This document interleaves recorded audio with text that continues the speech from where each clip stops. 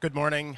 My name is John Peterson. I'm the founder of Public Architecture, and I'm very fortunate to be sitting here with the AIA Firm of the Year, VJAA, and Jennifer Yoos and Vincent James. We're going to have a little conversation here about their practice and actually some work that we've been involved together with Habitat for Humanity. And briefly, before we start this conversation, I just wanted to mention what public architecture is and what it does, and a little bit about the project that we're involved with. Public Architecture is a national nonprofit organization based in San Francisco. Our mission is to improve communities using design as a tool, primarily underserved communities. And our signature program is the 1% program, where we ask every design professional in the country to give 1% of their time to pro bono service.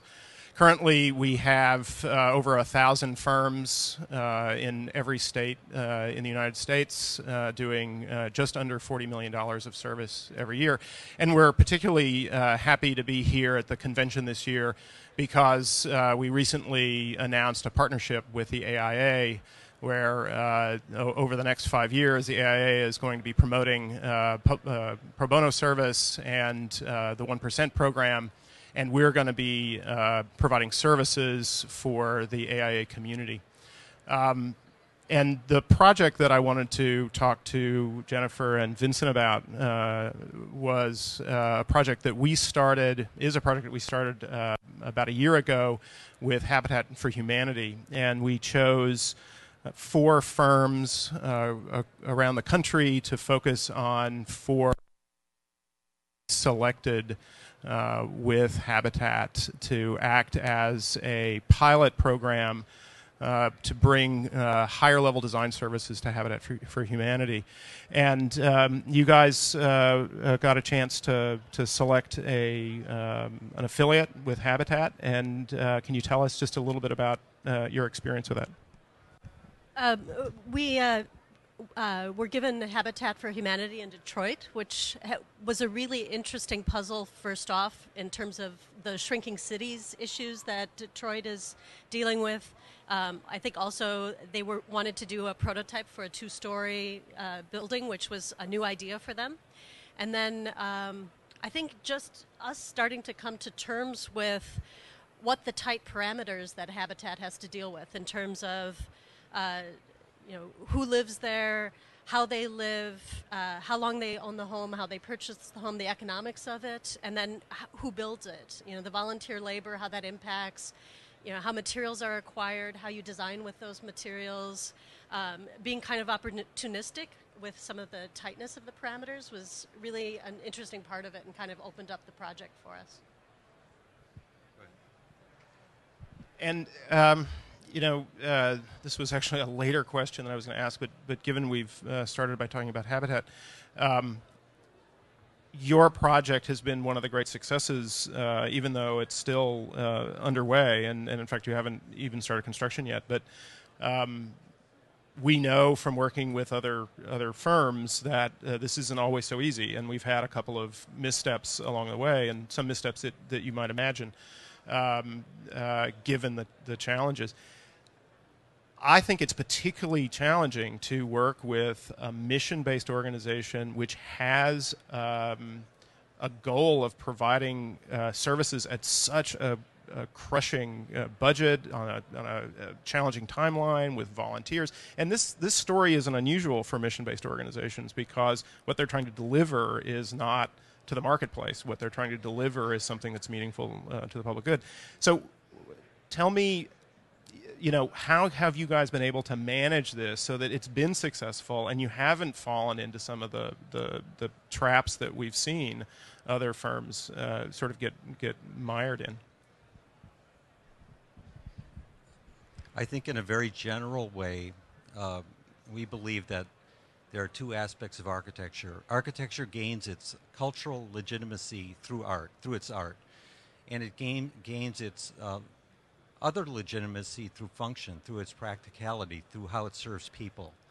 And we believe that you can find that art in the way a really simple building, a very strictly constrained building, meets those obligations.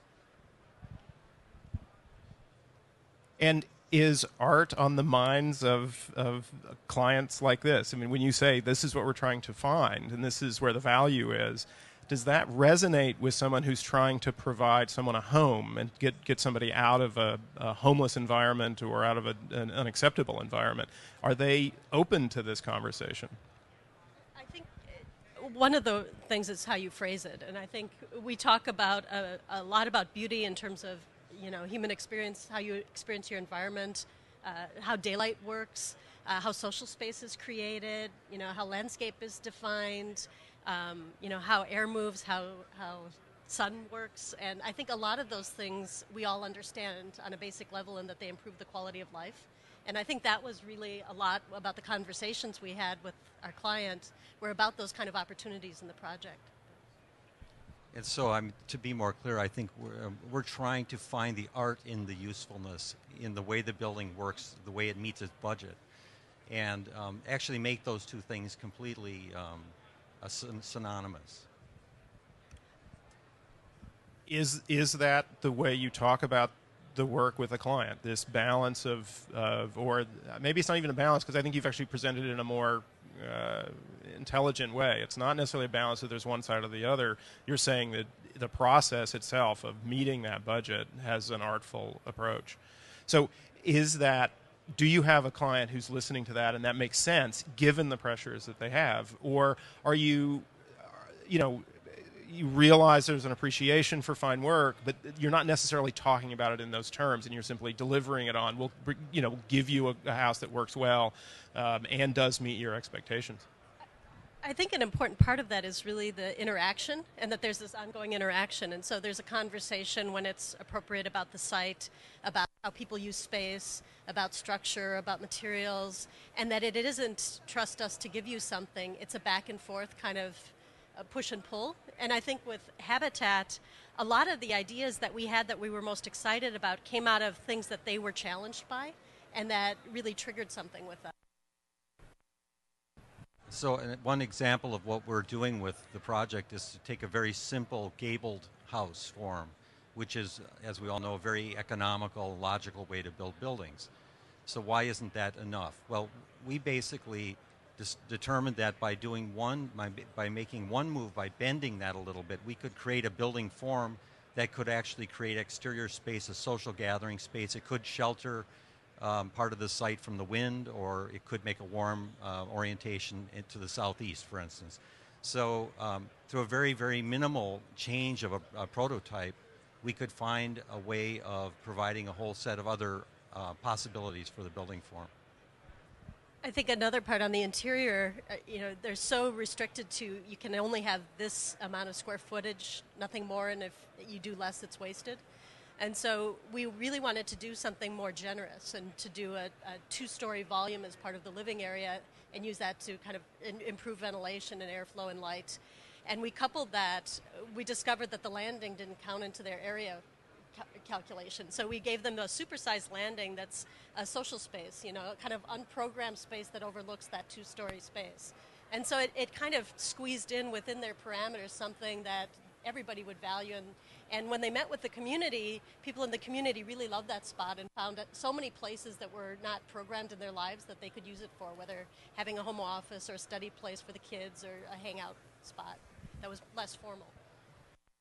So I want to back up in a sense and talk about the firm approach as a whole.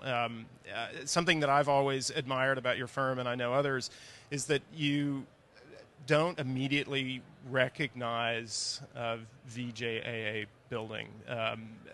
Once you learn who it is, it makes perfect sense. But because you haven't, at least, and it's not only my perception, I believe in previous conversations this has come up, you haven't pursued a signature formal approach. Your design solutions seem more tailored to the particular conditions of the site or the client or something else that's generating the certainly form of it, but also seems to be generating all the decisions that are made. It seems to be coming from a different source than you have a particular formal approach.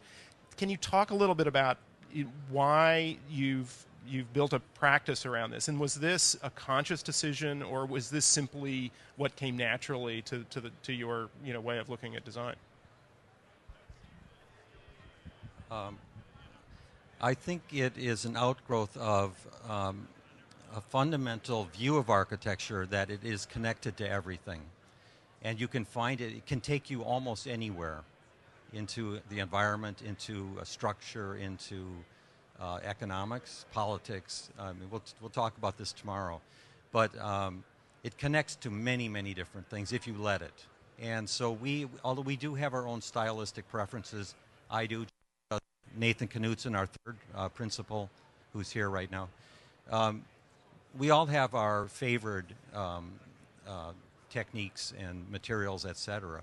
But we like to let the context of the project actually come in very strongly and influence what we do with it. That makes it much more interesting to us in the end. I think that it's also, discovering something really wonderful about these different projects that kind of informs our process. And I think if we were doing the same thing over and over again, we wouldn't be as interested in the work. And I think that's just our personalities and kind of how we work. And has this been more challenging, do you think, in building a practice, that you don't have an immediately recognizable style, if you will? Yes, absolutely. That's an easy one. And we talk about it, and we laugh about it, and we cry about it, because obviously the stronger your brand, the easier it is to convey what the brand is.